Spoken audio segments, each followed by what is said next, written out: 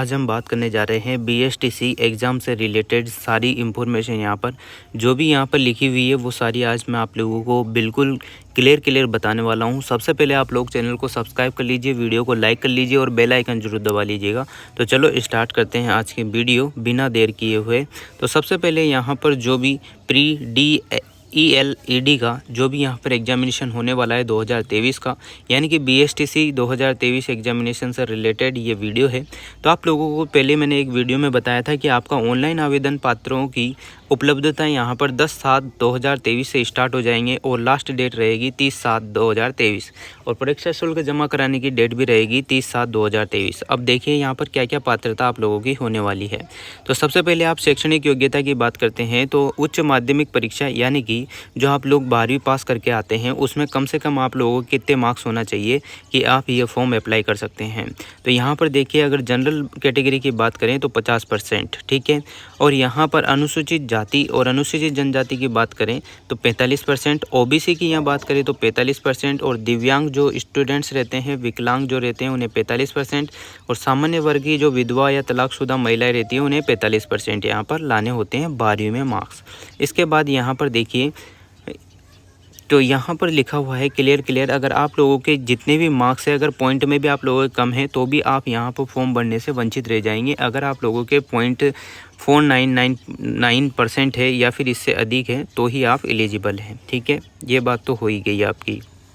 और जो लोग यहाँ पर 12th में सम्मिलित हुए थे यानी कि अपेयरिंग में, वो स्टूडेंट भी यहाँ पर फॉर्म फिलअप कर सकते हैं। पर आप लोगों को बताना चाहते हैं 2023 का रिजल्ट आपका 12th का आ चुका है तो आप लोग सभी यहाँ पर फॉर्म फिलअप कर सकते हैं। आयु क्या रहने वाली है? 1 जुलाई 2023 को 28 वर्ष से अधिक नहीं हो आपकी आयु, इससे कम होनी चाहिए आपकी आयु, ठीक है, तो ही आप ये फॉर्म भर सकते हैं। और यहाँ पर जो भी SC ST EWS जो भी आरक्षण, जिन जातियों को आरक्षण मिलता है उनके आरक्षण छूट भी यहाँ पर दी गई है, ठीक है।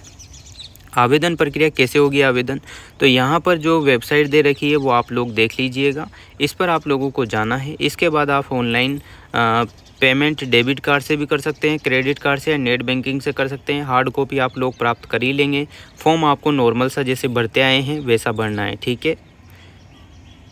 और अगर आप लोग ऑफलाइन या हाथ से भरते हैं तो वो आवेदन स्वीकार नहीं करे जाएंगे, ठीक है। सारा काम ऑनलाइन होगा तो आप लोग ऑनलाइन कर दीजिएगा। आवेदन शुल्क क्या क्या लगने वाला है? तो यहाँ पर जो भी फॉर्म अप्लाई कर रहे हैं उनके किसी एक पाठ्यक्रम का 450 रुपये है और दोनों पाठ्यक्रम का अगर वो करते हैं तो 500 रुपये है, ठीक है। इतना कुछ तो सब सही है। हेल्पलाइन नंबर यहाँ पर दे रखा है, वेबसाइट दे रखी है और टाइम दे रखा है 10 बजे 6 बजे तक आप कॉल भी कर सकते हैं, ठीक है।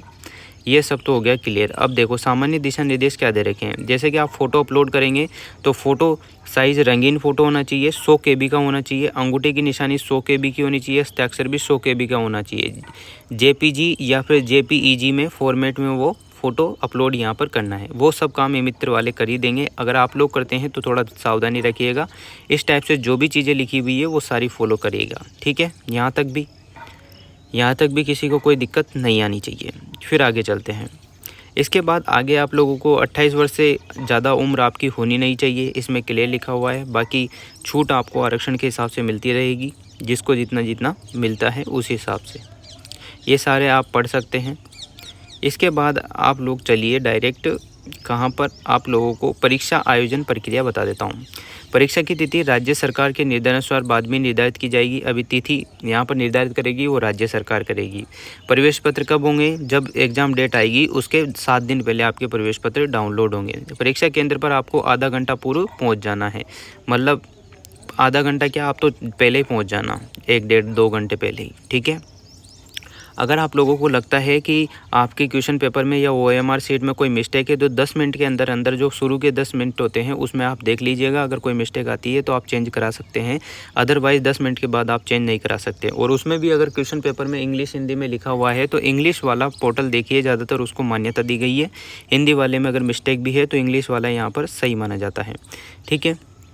और आप लोगों का जब पेपर ख़त्म होगा उसके बाद ही आपको छोड़ा जाएगा, ये तो सभी को पता ही होगा। प्रश्न पत्र की संरचना कैसी होगी, प्रत्येक प्रश्न 3 अंक का होगा। आपका 200 क्वेश्चन आने वाले हैं, प्रत्येक क्वेश्चन 3 अंक का होगा और यहाँ पर कोई भी नकारात्मक अंकन नहीं है। तो आप 200 के 200 क्वेश्चन करके आना पूरे के पूरे।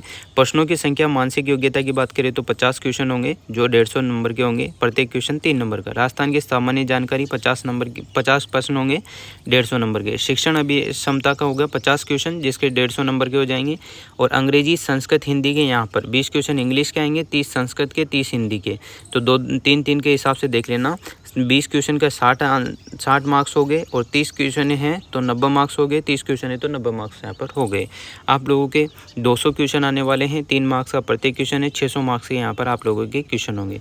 तो यही बता रखा है। वैकल्पिक आएंगे यानी कि वही मल्टी चॉइस वाले है ना, मल्टीप्लाई चॉइस वाले यानी कि वैकल्पिक ऑब्जेक्टिव टाइप क्वेश्चन यहाँ पर ABCD ऑप्शन आएंगे आप लोगों के। और जो लास्ट खंड रहेगा द खंड दे रखा है उसमें 3 पार्ट होंगे, फर्स्ट अंग्रेजी, संस्कृत और हिंदी।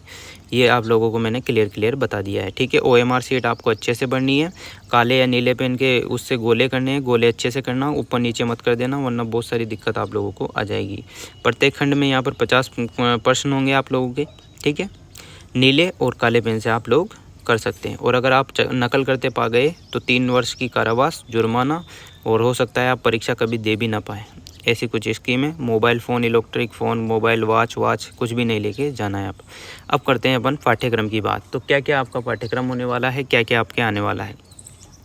पाठ्यक्रम की संक्षिप्त रूपरेखा यहाँ पर है। मेंटल एबिलिटी के 50 क्वेश्चन आएंगे जिसमें रीजनिंग, एनालॉजी और डिस्क्रिमिनेशन आएंगे, विभेदीकरण जिसे कहते हैं, रिलेशनशिप, संवेद्यता आएंगे, एनालिसिस, विश्लेषण आएंगे और लॉजिकल थिंकिंग आएगी। ये 150 मार्क्स के होंगे, ठीक है। जनरल अवेयरनेस ऑफ राजस्थान आएगी, वो भी 150 मार्क्स की आएगी, 50 क्वेश्चन आएंगे आप लोगों के। ऐतिहासिक पक्ष, राजनीतिक पक्ष, कला संस्कृति, साहित्य पक्ष, आर्थिक पक्ष, भौतिक पक्ष या लोक जीवन, सामाजिक पक्ष और पर्यटन पक्ष, ये सब आएंगे। टीचिंग एप्टीट्यूड की बात करें तो 50 क्वेश्चन आएंगे, 150 मार्क्स आएंगे। शिक्षण अधिगम, नेतृत्व गुण, सृजनात्मकता, सतत व्यापक मूल्यांकन, संप्रेषण कौशल, व्यावसायिक अभिवृद्धि और सामाजिक संवेदनशीलता।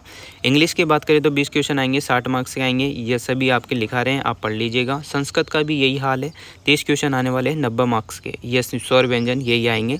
हिंदी की बात करें तो हिंदी में आप लोग देख लीजिएगा, 90 यहाँ पर मार्क्स है, 30 क्वेश्चन आप लोगों के आने वाले हैं। इस टाइप से आपका पूरा पाठ्यक्रम था, ये सिलेबस था, मतलब कि सिलेबस बोलो या पाठ्यक्रम बोलो एक ही बात है। यह आपका BSTC यानी कि DELED का यहाँ पर सिलेबस था और आप लोगों को मैंने ये इन्फॉर्मेशन ऑफिशियल वेबसाइट से दी है। तो आप लोगों को अगर इन्फॉर्मेशन अच्छी लगी हो तो ज़्यादा से ज़्यादा लोगों को शेयर कीजिएगा और अगर आपको वीडियो अच्छी लगी हो तो like, comment, share and subscribe. Thanks for watching, best of luck.